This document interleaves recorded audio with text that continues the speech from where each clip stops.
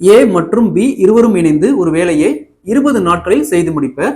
B மற்றும் C அதே வேலையை 10 நாட்களில் செய்து முடிப்பர். சி மற்றும் ஏ அதே வேலையை 60 நாட்களில் செய்து முடிப்பர் எனில் ஏ மற்றும் பி மற்றும் சி மூவரும் இணைந்து எத்தனை நாட்களில் செய்து முடிப்பார்னு கேட்குறாங்க. டைம் அண்ட் ஒர்க்ல இந்த மாடல் சம் கேட்டாங்களா மொத்தமா 2 டேபிள் போடலாம். ஃபர்ஸ்ட் டைப் பார்த்தோம்னா ஏ பிளஸ் பி 20 நாள், பி பிளஸ் சி 10 நாள், சி பிளஸ் ஏ 60 நாள். ஸோ இதுக்கு காமனா எல்சிஎம் எடுத்தோமா 60.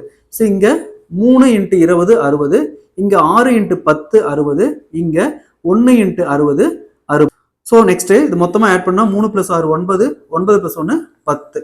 ஸோ 10ங்கிறத இங்க பாருங்க 2 ஏ இருக்கு, 2 பி இருக்கு, 2 சி இருக்கு. அப்ப காமனா 2ஆல இதை வகுத்துமா 5. ஸோ 3 பேர் சேர்ந்து ஒரு நாளைக்கு 5 வேலை செய்யறாங்க. மொத்த வேலை பார்த்தோம்னா 60 வேலை.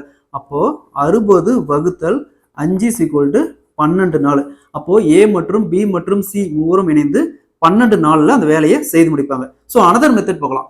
2 × ஃபர்ஸ்ட் ஏ பிளஸ் பி 20 நாள், அப்போ 20 × பி பிளஸ் சி 10 நாள், நெக்ஸ்ட் சி பிளஸ் ஏ 60 நாள் வகுத்தல் நெக்ஸ்ட் இந்த வேல்யூ, அதாவது A plus B B plus C ரெண்டும்.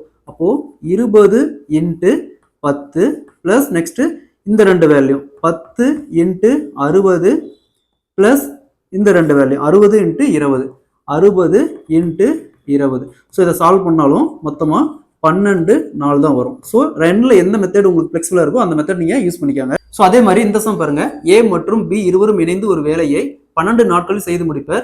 பி மற்றும் சி அதே வேலையை 15 நாட்களில் செய்து முடிப்பர். சி மற்றும் ஏ அதே வேலையை 20 நாட்களில் செய்து முடிப்பர் எனில் ஏ மற்றும் பி மற்றும் சி மூவரும் இணைந்து எத்தனை நாட்களில் செய்து முடிப்பர்னு கேட்குறாங்க. இந்த சம்மை சால்வ் பண்ணி இதுக்கான ஆன்சரை கமெண்ட்ல போடுங்க.